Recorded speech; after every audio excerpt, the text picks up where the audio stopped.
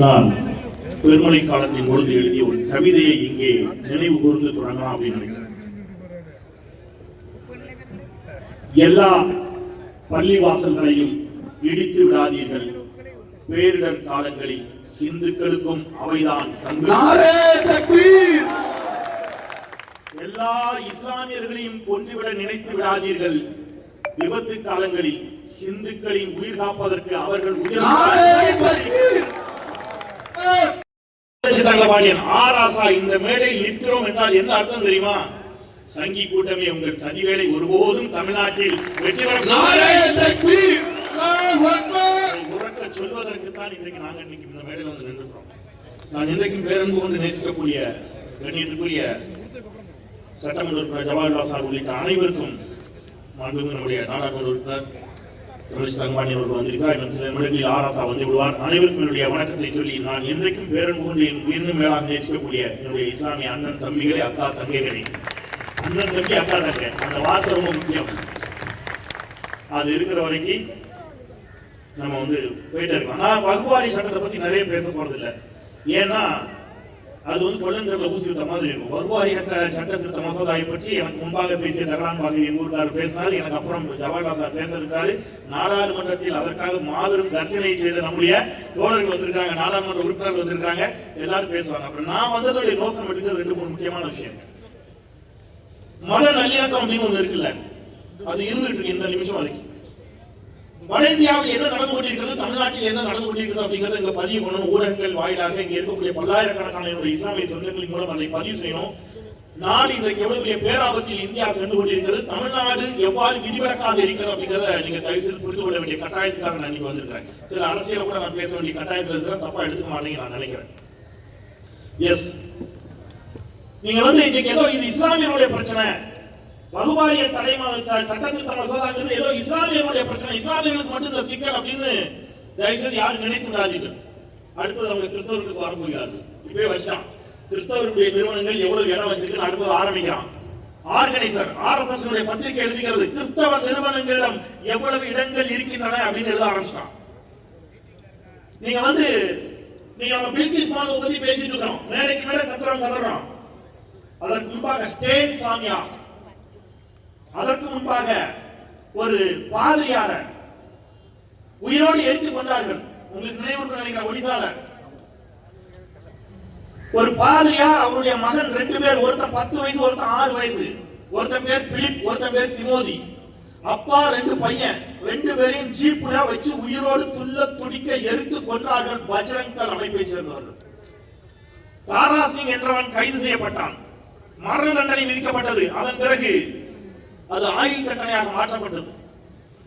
பல நேரங்கள் அவனுக்கு பரவலாம் கொடுக்குறாங்க, வெளியில வந்து போறான். அப்போ கிறிஸ்தவர்கள் இந்த நாட்டில் எவ்வளவு இன்னலுக்கு உள்ளாகிறார்கள் அப்படிங்கறத நம்ம பார்க்கிறோம்.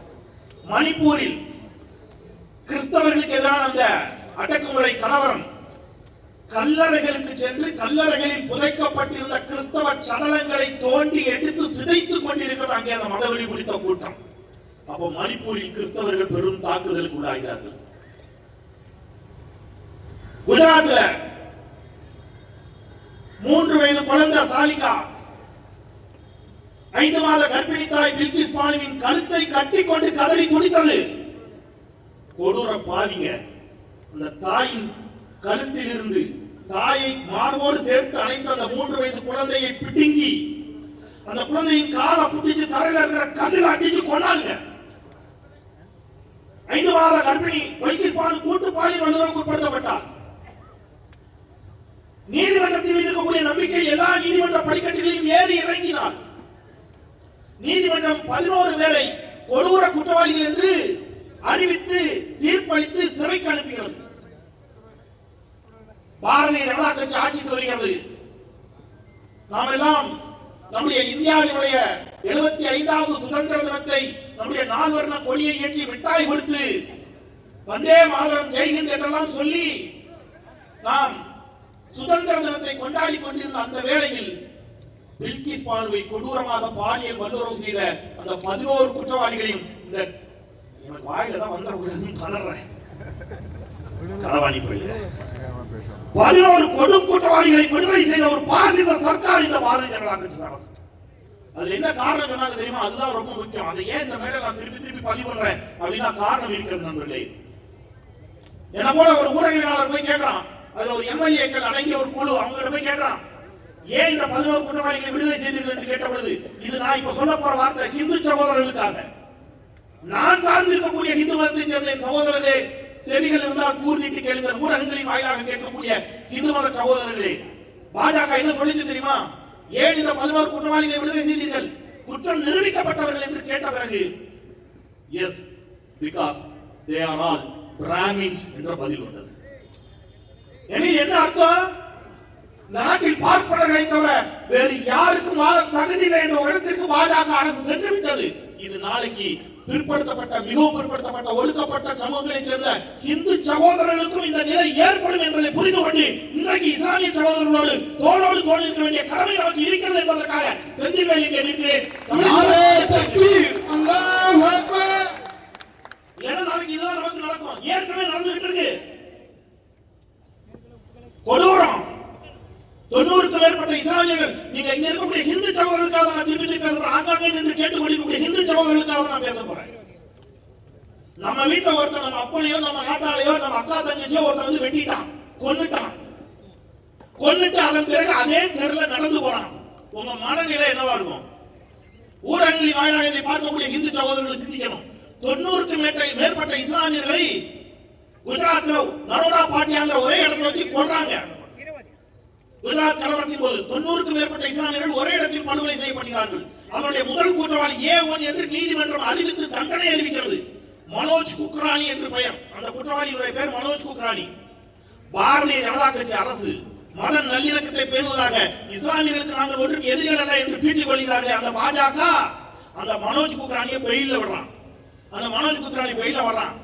அவனால தேர்தலில் போட்டியிட முடியாது. அதற்கு பதிலாக மனோஜ் குக்ரானியுடைய மகள் பாயல் குக்ரானிக்கு அதே நரோடா பாட்டியா தொகுதியில் போட்டியிட சீட் கொடுக்கப்படுகிறது.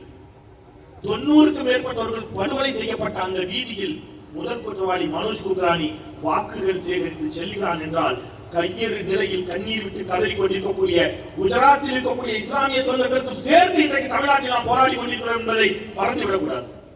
அந்த நிலைமை தமிழ்நாட்டுக்கு வந்துடக்கூடாதுங்கிற பதட்டத்தில் நாம பேசிக்கிட்டு இருக்கோம். எவ்வளவு அநியாயம் இந்த நாட்டில். இதை பத்தி நம்ம பேசணும். டாலருக்கு நிகரான இந்திய ரூபாய் மதிப்பு கடும் வீழ்ச்சி, இந்துக்களுக்கும் பாதிப்பு. இந்த அரசு அதை பத்தி பேசியிருக்கா?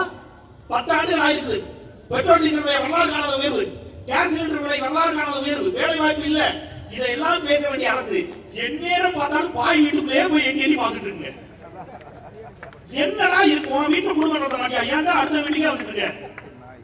எப்ப பாரு முத்ரா தடை சட்டம், CAA, இப்போ இதுக்கு எங்க சார்நாடிக்கு 4 பேர். நான் மீண்டும் சொல்லுகிறேன், வேலூரோ மேலூரோ கீழூரோ, வேலூரோ மேலூரோ கீழூரோ, வேலூரோ மேலூரோ கீழூரோ, சில இப்ராஹிம்கள் காசுக்காக விலை போயிருக்கலாம். செந்தில்வேலும் தமிழக தங்க பாண்டியன் ஆராசாவும் ஒருபோதும் விலை போகலாம்.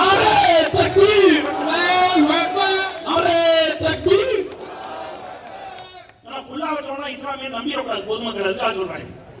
திருட்டு பய கூட்டம் இருக்கும், போய் வெட்டமிடாம பேசுறானுங்க. ஏன் சொல்றேன்னா, குல்லா வச்சு ஒருத்தன் அப்படி பேசுவான். இங்கே குங்குமம் வச்சுக்கிட்டு குங்குமம் வைக்காம ஊதி பூசிட்டு ஊதி பூசாம ஹிந்துக்களாக இருக்கிற நாங்கள் இங்கே நிற்கும் வரை நான் எப்பவும் சொல்றதுதான், தமிழ்நாட்டில் சங்கி கூட்டமே, என்னுடைய இஸ்லாமிய சகோதர சகோதரிகள் ஒருவர் மீது உன்னுடைய சுண்டு விரல் பட வேண்டும் என்றாலும் இந்துக்கள் எங்களை தாண்டி தான் முடியும். உறக்க சொல்றதுக்கு நாங்கள் திருப்பி திருப்பி நின்றுட்டே இருக்கோம். இவங்களுக்கு அது புரியவே மாட்டேங்குது. அதனாலதான் தலை வழியா இருக்கிறவங்களுக்கு என்னடா பண்றாங்க. நீங்க கஃபீல் கான் தமிழ்நாட்டுக்கு வந்தார் சொன்னார், தமிழ்நாட்டுக்கு வந்தோட ஒரு பாதுகாப்பா இருக்கிறாரு. உத்தரப்பிரதேச கஃபீல் கான் செய்த பாவம் என்ன? ஆக்சிஜன் இல்லைங்க, அந்த குழந்தைங்க மாண்டு மடியுது. இந்த மனுஷன் தான் சொந்த கை காசை போட்டு ஒரு இஸ்லாமியன் ஆக்சிஜன் சிலிண்டர் வாங்கி குழந்தைகளை காப்பாத்திக்கிறான். உத்தரப்பிரதேசத்தில் இருக்கக்கூடிய அந்த காட்டு மிராண்டித்தனமான அரசு, யோகி ஆதித்யநாத் அரசு, அது என்ன பண்ணுது? அயோக்கியத்தனமான அரசு என்ன பண்ணுது? அந்த டாக்டர் கபீல் கானை பிடிச்சி ஜெயில போடுது. இந்து சகோதரிகள், ஒடுக்கப்பட்ட இந்து சமுதாயத்தை சேர்ந்த சகோதரிகள் பாலியல் வன்முறை செய்யப்பட்டு படுகொலை செய்யப்படுகிறார்கள். இங்க இருந்து செய்தி சேகரிப்பதற்கு கேரளால இருந்து சித்திக் அப்பான் அப்படிங்கிற ஒரு இஸ்லாமிய இளைஞன் போறான். இஸ்லாமிய இளைஞர் என்ற ஒரே காரணத்துக்காக 2 ஆண்டுகள் UAPA சட்டத்தில் அவனை கைது செய்து இந்த அரசு கொடும் சிறையில் தெரியுது. இதெல்லாம் காலம் ஒரு நாள் பதில் சொல்லுண்டா. காலம் ஒரு நாள் எல்லாத்தையும் கணக்கு வச்சுக்கிட்டே இருக்கிறோம். ஒண்ணு விட போறது இல்லை. நீங்க என்ன கேட்கலாம், தமிழ்நாட்டில் என்னங்க பிரச்சனை? நீங்க வகுவாரிய சட்டத்தை திருத்தி விட்டாலும் கூட வகுவாரியத்தை நிர்வகிக்கக்கூடிய பொறுப்பு மாநில அரசுக்கு தானே இருக்கிறது. தமிழ்நாட்டில் திராவிட இயக்கம் தானே ஆட்சியில் இருக்கிறது, திராவிட முன்னேற்ற கழகம் தானே ஆட்சியில் இருக்கிறது. நீங்கள் ஏன் அஞ்சுகிறீர்கள் என்று ஒரு புத்திசாலி டிவியில கேட்டு இருக்கிறார். நீங்க பார்த்திருப்பீங்க. டேய், நாங்க கத்துறது இங்க இல்ல, உத்தரப்பிரதேசத்துல மாட்டுக்கறி வச்சிருந்தான்னு அக்களுக்குன்னு ஒரு இளைஞரை அடிச்சு கொண்டீங்க, அக்களுக்குன்னு ஒரு இஸ்லாமியரை அடிச்சு கொண்டீங்க. நான் உண்மையிலே சொல்றேன், அந்த மேடையில பயங்கரமா சொல்றேன். அது வரைக்கும் என் வாழ்க்கையில மாட்டுக்கறி சாப்பிட்டது கிடையாது. நான் இப்ப நியூஸ் தமிழ்ல இருக்கிறேன். எங்கேயோ உத்தரப்பிரதேசத்தில் இருக்கக்கூடிய அக்களுக்கு என்ற ஒரு இஸ்லாமியனை மாட்டுக்கறி வைத்திருந்ததற்காக அடித்து கொண்டார்கள் என்று சொன்னவுடன் இங்கே நாங்க நியூஸ் தமிழ்ல இளைஞர்கள் எல்லாம் சேர்ந்து தேடுறா, சென்னையில எங்கடா மாட்டுக்கறி இருக்குன்னு பாருடா, போய் மாட்டுக்கறி சாப்பிடுவோம்டா. அப்ப எங்கேயாவது இருக்கக்கூடிய உத்தரப்பிரதேசத்தில் ஒரு இளைஞன் தாக்கப்பட்டாலும் இங்க இருந்து கத்துறவங்க, அதான் தமிழ்நாடு. இன்னைக்கு முதல்ல நம்ம எல்லாரும் யாருக்கு பாராட்டு சொல்லணும் அப்படின்னு கேட்டா, இன்றைக்கு ஒன்றுபட்டு இருக்கக்கூடிய எதிர்கட்சிகள், அதில் மிக பிரதானமாக மிக துணிச்சலோடு ஆளுமையோடு நம்முடைய மாண்புமிகு தமிழ்நாடு முதலமைச்சர் முத்துவேல் கருணாநிதி ஸ்டாலின் அவர்கள் மிக உறுதியாக இதற்காக வழக்கு தொடுத்திருக்கிறார் உச்சநீதிமன்றம். திராவிட முன்னேற்ற கழக எம்பிக்கள் 40 பேர் போய் நாடாளுமன்றத்துல சமோசா திங்க போறாங்க, பஜ்ஜி திங்க போறாங்கன்னு சொன்னவங்க இன்னைக்கு எங்க அக்கா தமிழச்சி தங்கபாண்டியன் அவர்களுக்கும் ஆராசா அவர்களுக்கும் திருச்சி சிவா அவர்களுக்கும் பதில் சொல்ல முடியாம தெரிச்சு ஓடுறாங்க. பிரைம் மினிஸ்டர் ஓடுறாரு, அவனு கூப்பிடுறாங்க, எங்க வா வா உட்கார் தெரிச்சு ஓடுறாரு. தமிழ்நாடு வெல்லும், தமிழ்நாடு போராடும் என்பதற்கு இதெல்லாம் ஒரு உதாரணம். நீங்க இது ஏன் நான் திருப்பி எல்லா இடத்திலும் பதிவு பண்ண வேண்டிய கட்டாயம் இருக்குன்னா, இந்த நல்லிணக்கம் இருக்கின்ற வரை இந்த நல்லிணக்கத்தை சீர்குலைப்பதற்கு சில அரசியல் சதி நடக்குது. அதை கடைசியா சொல்றேன். நீங்க என்ன நடக்குது? ஏன் வட இந்தியாக்காரன் எப்பவும் நீ மட்டும் தமிழ்நாடு மட்டும் ஏங்க எல்லாத்தையும் வித்தியாசமா திட்டிக்கிறீங்க? மற்ற வட இந்தியாவில் இவ்வளவு போராட்டம் இல்லையே, வட இந்தியாவில் பெரிய அளவுல போராட்டங்கள்லாம் இல்லையே. தமிழ்நாடு ஏன் வகுவாரிய சட்டமா இருக்கட்டும், சிஏ இருக்கட்டும், எல்லாருக்கும் ஏன் தமிழ்நாடு போராடிகள் அப்படின்னா, அதுல ஏன் இந்துக்களுக்கு எல்லா வேலையும் கேட்கலாம். நான் சொல்லுவேன், ராமநாதபுரத்தில் எங்களுக்கு ஒரு எம்எல்ஏ இருக்காரு. ராமநாதபுரத்தில் எங்களுக்கு ஒரு எம்எல்ஏ இருக்காரு. அவர் பேர் என்ன தெரியுமா? காதர் பாட்சா என்ற முத்துராமலிங்கம். வட இந்தியாக்காரங்க போய் பேரை சொல்லுங்களேன், கன்ஃபியூஸ் ஆயிடுவான். ஆரியூர் ராமலிங்கம் ஆர் காதர் பாட்சா ரெண்டும் தான்டா. அது எப்படி ரெண்டும்? அது அப்படிதான்டா போடா, உனக்கு புரியாது. அதனால நீ சங்கியாவே இருக்க, நம்ம மனுஷனா மாறிட்டோம். காதர் பாட்சா என்ற முத்துரா இப்போ ஒரு அறிஞர் இருக்கிறார், பேரறிஞர். அவரை பேரறிஞர் பட்டம், அவர் அறிஞர்னு ஒருத்தர் பட்டம் கொடுத்தாரு. அறிஞர்னு அவருக்கு பட்டம் கொடுத்தவர் பேரறிஞர். பட்டம் கொடுத்த பேரறிஞர் சீமான். அறிஞர்னு அவர் யாருக்கு பட்டம் கொடுத்தாருன்னா, நம்ம ஐயா ஹெச் ராஜாவுக்கு. இப்ப அவர் என்ன சொல்றாரு? ஹெச் ராஜா நம்ம ஜவஹர்லால் தொகுதி தான் நினைக்கிறேன், பாபநாசம் தொகுதியில் அந்த கோயில் ஒன்று தொகுதி சார், பாபநாசம் தொகுதியில அவருக்கு அங்க இருக்கக்கூடிய ஒரு பெருமாள் கோயிலுக்கு ஒரு அரங்காவலரை நியமிக்கிறாங்க. அவர் இஸ்லாமியர் பெயர். இவர் பதறான், ஒரு இஸ்லாமியரை எப்படி நியமிக்கலாம்னு கத்திட்டாரு. அதுக்கப்புறம் என்னடா ஃபேக்ட் செக் பண்ணா அவர் ஹிந்து.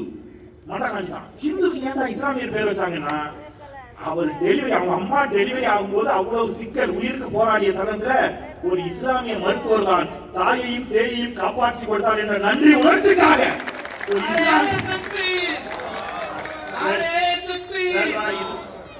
இது கூட பரவாயில்ல. ஒரு ஆம்பளைக்கு ஒரு ஆம்பளை பேர் வச்சுட்டாங்க, ஒரு ஆம்பளைக்கு ஒரு ஆம்பளை பேர் வச்சுட்டாங்க. சென்னை பெருமழை வெள்ளத்தின் பொழுது என் தங்கை, ஒரு இந்து தங்கை, டெலிவரி, நிறைமாத கர்ப்பிணி, உயிருக்கு போராடுகிறாள். களத்தில் உயிரை துச்சமான மதித்து நின்ற இஸ்லாமிய இயக்கங்கள், இஸ்லாமிய இளைஞர்களில் ஒருவன் யூனுஸ் கான். அந்த யூனுஸ் கான் அந்த இந்து சகோதரியை காப்பாற்றி டெலிவரிக்கு ஹாஸ்பிட்டல் அட்மிட் பண்ணி தாயும் சேயும் நலமோடு வாழ்கிறார்கள். அந்த குழந்தை பிறக்குது. அந்த சகோதரி சொல்றா, என் பிள்ளைக்கு நீதான் தாய் மாமன், என் பிள்ளைக்கு உன் பேரை வைக்கிறான்னு சொல்லி ஒரு பிள்ளைக்கு யூனுஸ் கான் பேர் வைக்கிறான். இதுதான் தமிழ்நாடு. நான் மீண்டும் மீண்டும் மீண்டும் மீண்டும் என்ன சொல்றேன்னா, தமிழ்நாட்டில் மத நல்லிணக்கம் அப்படிங்கிறது இங்க இருந்து கொண்டே இருக்கிறது. இதை சீர்குலைப்பதற்கு வட இந்தியா மாதிரி இங்க ஏகப்பட்ட வேலை பண்ணான்னு பாக்குறாங்க. அதுக்குதான் என்ன செஞ்சாங்க, திருப்பரங்குன்றம் மலை பிரச்சனை திடீர்னு எடுத்தாங்க. அது அந்த பக்கம் இது, இந்த பக்கம் முருகர், அந்த பக்கம் நீங்க தர்கா இருக்குது, இதுவா அதுவா அப்படின்னு. தர்கா பேர் என்ன? சிக்கந்தர். நாங்க தான் சொன்னோம், டேய் எங்களுக்கு கந்தனும் ஒண்ணு சிக்கந்தரும் ஒண்ணு, 2 பேர் வேணும். நாங்க இந்த பக்கமும் போய் சாமி கும்பிடுவோம், அந்த பக்கமும் போய் பள்ளியாசலுக்கும் போய் உனக்கு இதுல என்ன பிரச்சனை அப்படிங்கிற கேள்வியை திருப்பி திருப்பி திருப்பி திருப்பி எழுப்பணும். இப்ப நீங்க நம்ப முடியாத சில செய்திகள் உங்களுக்கு சொல்றேன். ஹிந்து சகோதரர்களுக்கும் பேராபத்து நெருங்கும்னு சொன்னாலே அதை சொல்றேன். எவ்வளவு மத வெறியோடு நகர்கிறார்கள், மத நல்லிணக்கத்தை சீர்குலைக்க முயற்சிக்கிறார்கள் அப்படின்னு பாத்தீங்கன்னா, இந்த சாய்பாபா வழிபாடு எல்லா இடத்துலையும் பெருகிட்டு இருக்கு. நீங்க பாத்துருப்பீங்க, நிறைய இடங்கள்ல சாய்பாபா கோவில் இருக்கு. வட இந்தியாவில் சாய்பாபா கோவில்களை இடிக்க தொடங்கி இருக்கிறது இந்த சங்கி கூட்டம். சாய்பாபாவினுடைய சிலைகளை எல்லாம் எடுத்து வெளியில வீசுறான். என்ன சொல்றான் தெரியுமா? அவர் ஒரு இஸ்லாமியர். தமிழ்நாட்டில் அவர் பேரெல்லாம் இந்த மேடையில் சொல்ல விரும்பல, உச்சரிக்கிற அளவுக்கு முக்கியமான ஆள் இல்ல, ஆனால் ஒரு சங்கி அவர் சொல்லுகிறார், சாய்பாபா கோவில்களுக்கு இந்துக்கள் செல்லக்கூடாது. இப்ப முஸ்லிம்களுடைய வழிபாட்டு உரிமையில தலையிட்டான், நீங்க வேடிக்கை பாத்தீங்க. கிறிஸ்தவர்களுடைய வழிபாட்டு உரிமையில் தலையிட்டான், வேடிக்கை பாத்தீங்க. இப்ப எங்க வந்து நிக்கிறான்? நம்முடைய இந்துக்களின் வழிபாட்டு உரிமையிலும் வந்து தலையிடுகிறான். அடுத்தது சொல்லுவான், நீ ஐயனாருக்கு ஆடு வெட்டாதேமா, சொடலமாடனுக்கு கிடா வெட்டாதேமா. நம்ம எல்லாத்தையும் என்ன செய்வான்? திருப்பி பழைய கால மாதிரி மனுநீதி காலத்துக்கு அழைத்து சென்று பார்ப்பனர்கள் மட்டும் அங்கே இருப்பார்கள், நம்ம எல்லாம் கையை கட்டிட்டு அங்கே இருக்க சொல்லுவான். இந்த நிலை வேண்டுமா என்பதை என் இந்து சகோதரர்கள் உணர வேண்டும் என்பதற்காக பேசுகிறேன். இதெல்லாம் மாற்றுவதற்கு இன்னைக்கு ஒரு நான் பேர் கூட சொல்ல விரும்புகிறேன், எல்லாரையும் நம்ம ஒரு பொதுவான பிரச்சனை, அதனால அந்த அரசியல் கூட நான் லேசா தொட்டு நகர்றேன். தமிழ்நாட்டில் இன்னும் ஓராண்டில் தேர்தல் வருகிறது. அஇஅதிமுக பாஜக கூட்டணி உறுதியாயிடுச்சு. அவங்க ஒரு பக்கம் போயிட்டாங்க, நமக்கு நல்லது, அது ஒரு விதத்தில் ரைட், அவ்வளோ முடிஞ்சு வச்சு ரைட் போப்பா, இனிமேல் அந்த பக்கம் போகணும் விரட்டி விடுவான். இல்லைன்னா இருந்துக்கிட்டு நாடகம் போட்டுக்கிட்டு இருப்பாங்க. நான் மட்டும்தான் முதல்ல இருந்து சொன்னேன், அவங்க உறுதியா பாஜக பக்கம் போவாங்க அப்படின்னு. எடப்பாடி பழனிசாமியை பற்றி அவரை விட எனக்கு நல்லா தெரியும், உறுதியா போவாருன்னு நான் சொன்னேன். சரியா? அது மாதிரி போயிட்டாரு. இப்ப என்ன நடக்குதுன்னா, வகுப்பாரிய சட்ட மசோதா, நேற்று இந்த ஆளுநர் விவகாரம், அதிமுகவும் பாஜகவும் கூட்டணி.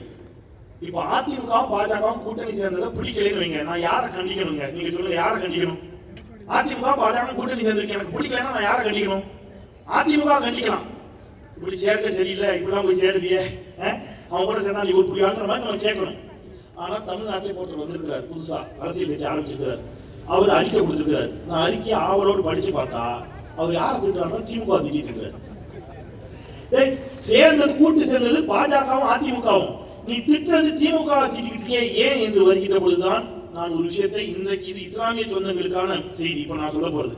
கடந்த ஒரு மாதமாக நம்முடைய மாண்புமிகு துணை முதலமைச்சர் அவர்கள் இளைஞரணியின் சார்பாக ஹிந்தி திணிப்பை எதிர்த்தும் நிதி பகிர்வில் பாரபட்சம் காட்டும் ஒன்றிய அரசை கண்டித்தும் நம்முடைய டீலிமிட்டேஷன் தொகுதி மறுவரையறை உள்ளிட்டவற்றை கண்டித்து 234 தொகுதியிலும் கண்டன பொதுக்கூட்டம் நடத்தினார். நானும் தமிழ்நாடு முழுக்க போய் பேச போனேன்.